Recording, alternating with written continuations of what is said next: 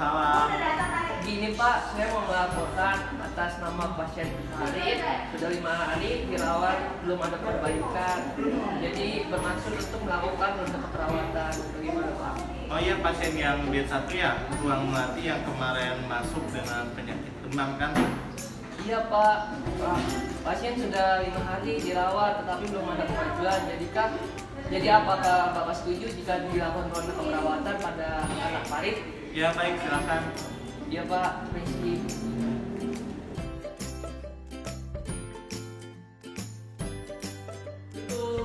Waalaikumsalam.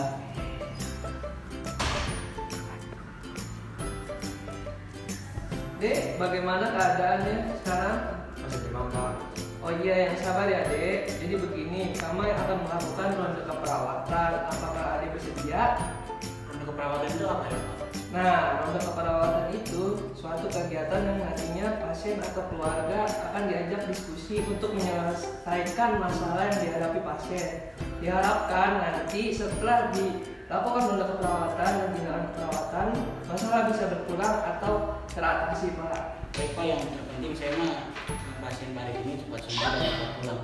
Baik Pak, sebelumnya kita tanda tangan dulu di sini ya Pak. Iya Pak.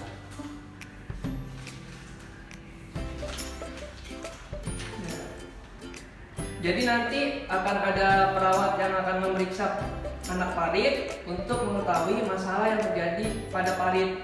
Baik Pak. Kalau begitu saya permisi dulu Pak ya. Assalamualaikum. Waalaikumsalam.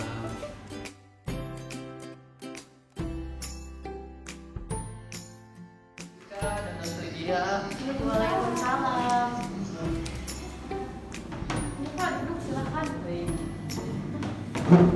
Baik, langsung saja seperti yang sudah kita rencanakan sebelumnya, Dokter Dia dan Dokter Rizka, kita akan melakukan ronde keperawatan pada anak Farid dan hari ini kita akan melakukan tahap ronde keperawatan.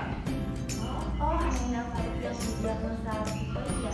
Iya, dia sudah 5 hari tapi belum ada perkembangan yang memperlihatkan kemajuannya. Oke, baiklah. Jadi apa ya Pak yang harus kita lakukan? Maka dari itu sekarang kalau melakukan pengkajian ulang pada anak Farid untuk mengetahui masalah-masalah apa saja yang sebenarnya terjadi pada anak Farid sekarang. Baiklah Pak, akan kami laksanakan. Assalamualaikum, permisi. Waalaikumsalam. Baik. Kami perawat yang akan melakukan pemeriksaan kepada anak Farid. Apa bisa dilakukan sekarang? Ya silakan. Permisi ya Pak. Permisi deh, boleh dicek dulu. Ya, sis.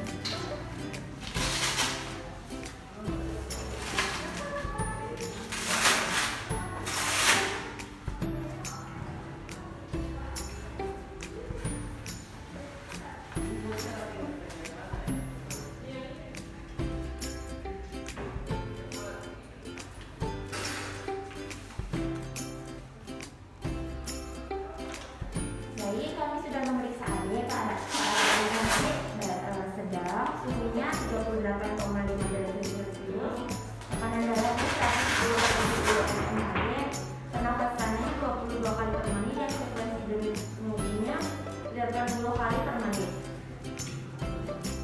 Pemeriksaannya sudah selesai ya, kami permisi dulu. Terima kasih sus.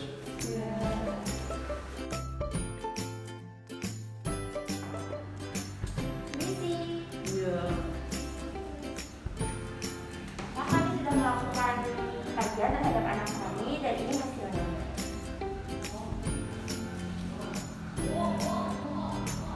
Baik, mari kita ke pasien untuk melakukan validasi data tentang waktu untuk ronde keperawatan besok.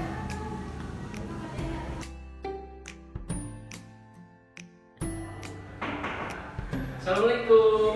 Waalaikumsalam. Permisi Pak, tadi sudah saya periksa selama Nurse Rizka dan Nurse Ria. Jadi rencana besok untuk diadakan ronde keperawatan. Jadi kami akan memanggil Bapak besok sekitar jam 10 di ruang perawat untuk berdiskusi tentang masalah yang dihadapi Farid. Iya. Terima kasih atas kerjasamanya Pak. Iya, sama-sama. Mari. Mari Bapak. Assalamualaikum warahmatullahi wabarakatuh. Waalaikumsalam. Selamat pagi semua. Hari ini kita akan melakukan ronde keperawatan ya sesuai dengan rencana. Ya, tujuan kita melakukan ronde keperawatan itu untuk mengatasi masalah klien yang memang belum teratasi selama dirawat di rumah sakit. Baik untuk mengefektifkan waktu kepada Nurse Fahria yang akan menjelaskan kondisi anak Farid, dipersilakan. Baik, terima kasih sebelumnya. Assalamualaikum warahmatullahi wabarakatuh. Terima kasih kepada Bapak Cahya selaku kepala ruangan. Pasien ronde keperawatan kita kali ini adalah anak Farid dengan diagnosis demam, tipoid. Pasien sudah dirawat 5 hari, tapi belum ada kemajuan. Kemarin dilakukan pengkajian ulang oleh Nurse Rizka dan Nurse Ria, dan didapatkan data pasien mengalami masalah hipertermia, nutrisi, kurang dari kebutuhan tubuh, dan introspeksi aktivitas. Selanjutnya saya persilakan kepada anggota tim saya, Nurse Rizka dan Nurse Ria, untuk menjelaskan intervensi yang akan dilakukan kepada anak Farid. Baik, terima kasih. Intervensi yang akan kami lakukan untuk mengatasi hipertermi yaitu yang pertama, observasi tanda-tanda vital.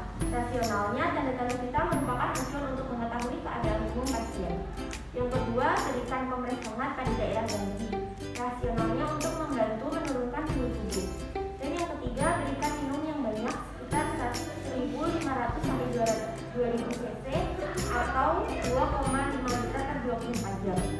Rasionalnya, peningkatan suhu tubuh mengakibatkan penguapan tubuh meningkat sehingga perlu diimbangi dengan asupan cairan yang banyak.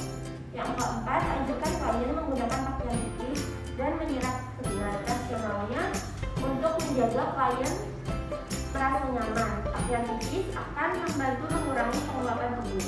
Dan yang kelima, kolaborasi dengan dokter dalam pemberian antibiotik dan antipiretik. Rasionalnya, antibiotik untuk mengurangi infeksi dan antipiretik untuk mengurangi panas.